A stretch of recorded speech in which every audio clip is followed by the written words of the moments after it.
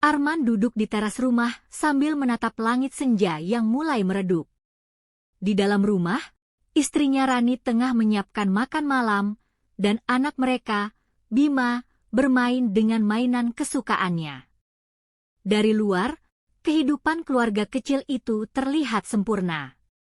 Tapi jauh di dalam hati Arman, ia mulai merasakan jarak yang perlahan tumbuh antara dirinya dan wanita yang dulu ia nikahi dengan penuh cinta. Beberapa bulan terakhir, Rani mulai berubah. Ia sering menghindari Arman, lebih banyak diam, dan terlalu sering menatap layar ponsel sambil tersenyum sendiri. Arman awalnya tidak curiga, ia berpikir istrinya hanya kelelahan atau stres mengurus les privat yang ia jalani. Namun, seiring waktu, perubahan itu semakin terasa. Sentuhan yang dulu hangat kini terasa dingin. Senyum yang dulu tulus kini terlihat dipaksakan. Suatu malam, saat Rani tertidur, Arman tak sengaja melihat layar ponsel yang menyala. Sebuah pesan masuk dari kontak bernama Pak Damar. Isinya membuat dadanya sesak, "Aku rindu kamu. Besok kita ketemu lagi, ya." Arman tak tahu harus bagaimana. Ia menahan napas, menatap wajah istrinya yang tertidur di sampingnya, lalu diam-diam meletakkan kembali ponsel itu. Arman bukan pria yang mudah marah. Ia memilih mengamati lebih jauh. Ia mengambil cuti kerja selama 2 hari dan diam-diam mengikuti aktivitas Rani.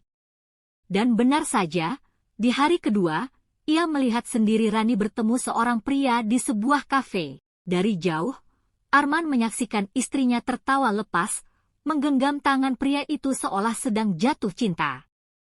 Hatinya hancur. Malam itu, Arman tidak langsung marah. Ia hanya duduk diam di ruang tamu, menunggu Rani pulang. Saat Rani membuka pintu dan melihat suaminya duduk dalam gelap, ia terlihat gugup. "Mas belum tidur?" tanyanya pelan. Arman menatap istrinya tajam.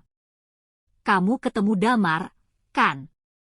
tanyanya, suaranya rendah namun menusuk. Rani terdiam.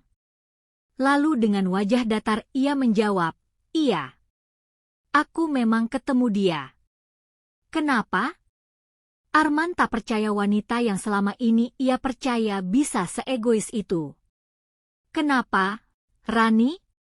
Kurang apa aku sebagai suamimu?"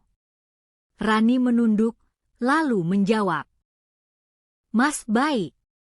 Tapi kamu terlalu biasa. Hidup kita membosankan. Damar, dia buat aku merasa hidup." Kata-kata itu seperti pisau yang menusuk jantung Arman. Ia berdiri, memukul meja, lalu menangis. Rani hanya diam, tanpa air mata, tanpa rasa bersalah. Sejak malam itu, hubungan mereka memburuk. Arman mencoba bertahan demi anak mereka, tapi Rani semakin menjauh. Hingga pada suatu pagi, saat Arman pulang dari kerja malam, ia mendapati rumah kosong. Rani dan Bima menghilang. Arman panik. Ia menghubungi semua kenalan Rani, tapi tak ada yang tahu. Ia bahkan melapor ke polisi, karena takut Rani membawa Bima pergi jauh. Beberapa hari kemudian, barulah ia mendapat kabar bahwa Rani tinggal bersama Damar di apartemen kecil. Rani sendiri yang mengirim pesan singkat. "Jangan ganggu aku. Aku dan Bima baik-baik saja." Arman tak bisa tidur malam-malam berikutnya.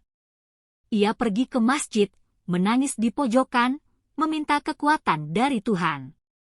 Dalam doanya, ia memohon agar anaknya dijaga dan istrinya diberi petunjuk. Ia ingin memaafkan, tapi hatinya terlalu remuk. Ia hanya bisa berpasrah. Sementara itu, kehidupan Rani tidak berjalan sesuai harapan. Damar, pria yang awalnya perhatian dan romantis, mulai berubah.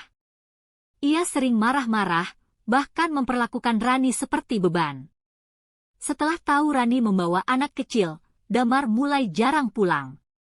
Ia beralasan sibuk, Tapi Rani tahu bahwa Damar perlahan menjauh. Rani mencoba bertahan. Tapi hidup bersama Damar jauh dari kata indah.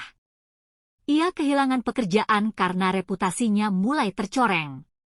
Orang tua anak-anak lesnya tidak lagi percaya padanya. Apartemen yang ditinggali mereka pun mulai menunggak. Dan yang paling menyakitkan, Bima mulai menunjukkan tanda-tanda trauma. Ia sering menangis di malam hari, memanggil ayahnya. Suatu malam, Rani mencoba menghubungi Arman. "Mas, maafkan aku. Aku salah. Bima butuh kamu," katanya dengan suara bergetar. Arman diam.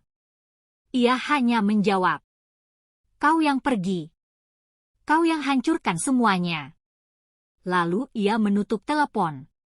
Malam itu, Arman menangis dalam diam, bukan karena kehilangan, tapi karena luka yang tak kunjung sembuh. Beberapa bulan berlalu. Arman mengurus Bima setelah akhirnya mengambil hak asuh lewat jalur hukum. Rani kembali ke rumah orang tuanya, dan Damar benar-benar meninggalkannya. Rani mencoba bekerja serabutan, tapi hidupnya tidak lagi sama. Ia kehilangan segalanya. Arman perlahan bangkit. Ia kembali bekerja, mendapat promosi karena loyalitasnya. Ia mulai membuka hati untuk orang baru. Seorang janda tetangganya, Ibu Nia, yang selama ini diam-diam memperhatikan Arman, mulai sering membantu mengurus Bima. Dari situ, rasa nyaman tumbuh. Rani kembali mencoba mendekat, datang ke rumah Arman, menangis, meminta kesempatan kedua. Tapi Arman hanya menatapnya dengan mata yang kosong. "Maaf, Rani.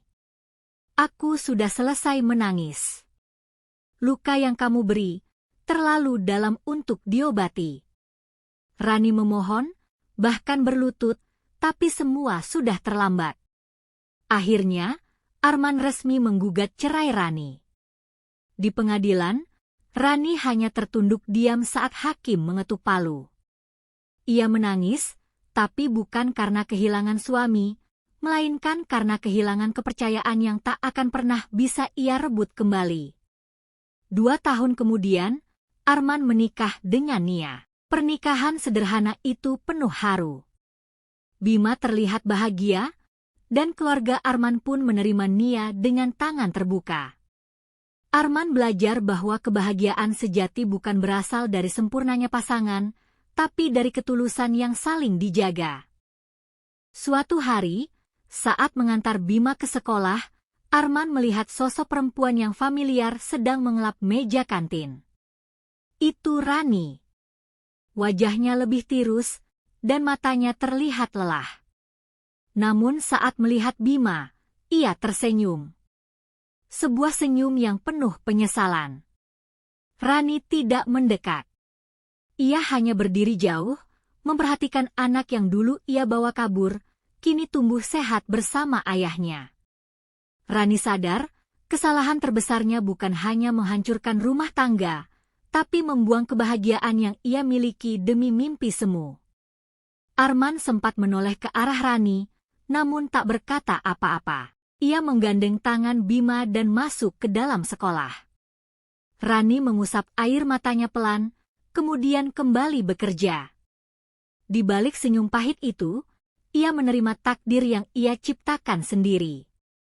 Karma telah datang, bukan dengan amarah, tapi dengan pelajaran yang menghancurkan pelan-pelan.